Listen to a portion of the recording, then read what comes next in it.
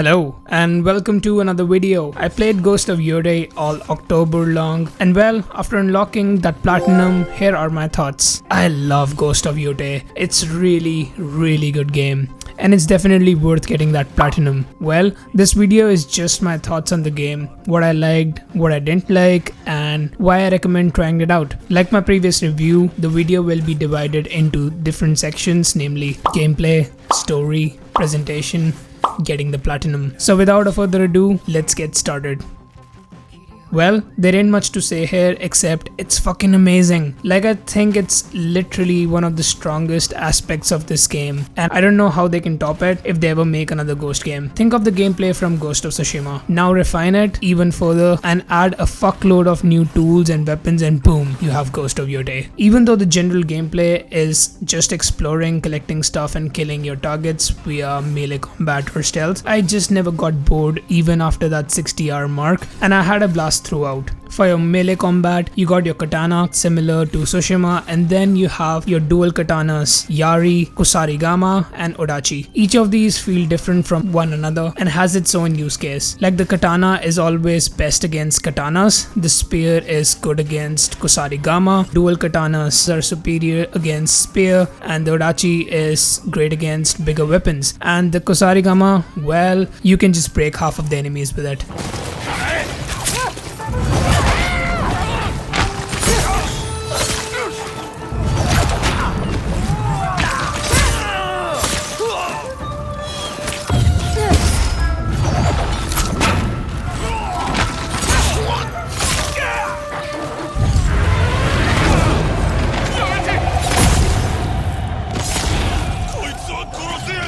Though I really appreciate all of the weapons, I just felt that it was a tad bit overwhelming to constantly juggle between them, especially the Odachi. This also means that at times some weapons can feel useless. Yes, I'm looking at you, Yari. I mean, it totally depends on the situation, but for the most of the game, I use the katana and Kusarigama, only sometimes switching to the dual blades in Odachi, even though that Odachi always felt so cool and overpowered.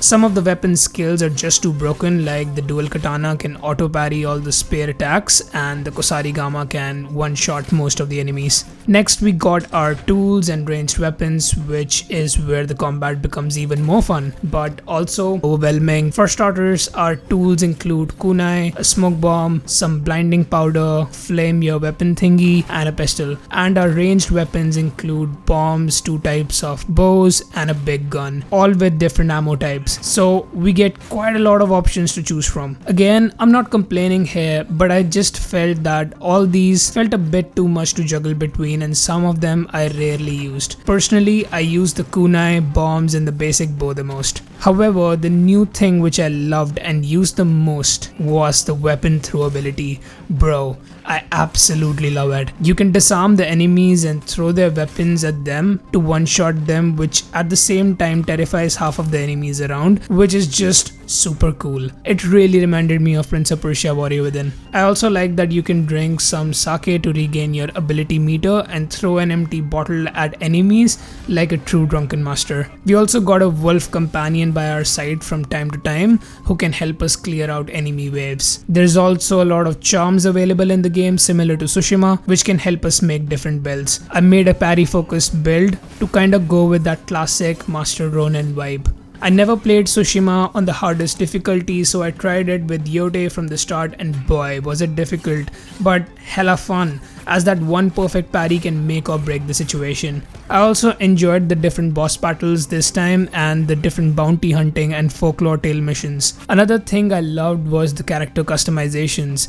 We have some really cool outfits to choose from and a lot of different masks, bandanas and hats to make our character look cool. I'm not gonna lie, no matter the game, I always love switching between the outfits and accessories in games to make my character look devilishly amazing, and Ghost of Yotei did not let me down. Finally, you also have your shamisen, which you can play anytime to relax yourself, and you have these different songs which you can learn, which can help find collectibles. However, I rarely interacted with this mechanic, as you also mostly find everything naturally while exploring, talking to NPCs, following them bloody birds, and by purchasing maps. Overall, the gameplay is super super solid, and there's quite a lot of things in it which will easily keep you occupied for 60 plus hours.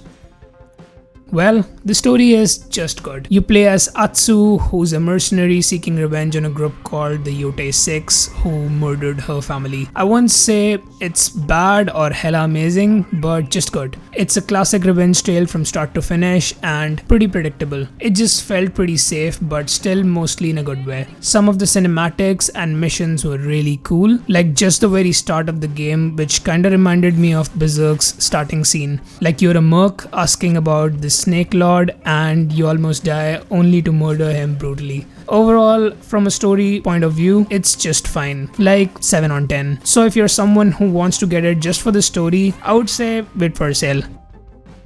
I think along with the gameplay, this is one of the strongest suits of the game. I think this is one of the best looking games on the PS5 right now, and the gameplay is just super smooth. The world feels empty but in a really great way. Everything looks hella gorgeous. I can't tell you how many times I was just awestruck seeing the gorgeous landscapes. Like everything feels connected and different at the same time. Japan is truly gorgeous. I know I shouldn't be comparing games too much, but I recently played Assassin's Creed Shadows and I was just bored and out of the loop after just 5 to 10 hours, even though it had a great stealth mechanic this time. But this game is truly something else. Even outside of the combat, I was just loving the general vibe of it so much. The world just felt so detailed. Also, there's these little things which PlayStation does for its first party games which really enhances the overall experience, like the haptics and the sound when playing the shamisen, or painting using the touchpad, lighting up fire, cooking food, upgrading weapons. They truly added to the overall vibe and experience. Also, I loved how quick the navigation felt, like the load speed is hella fast even on a base PS5.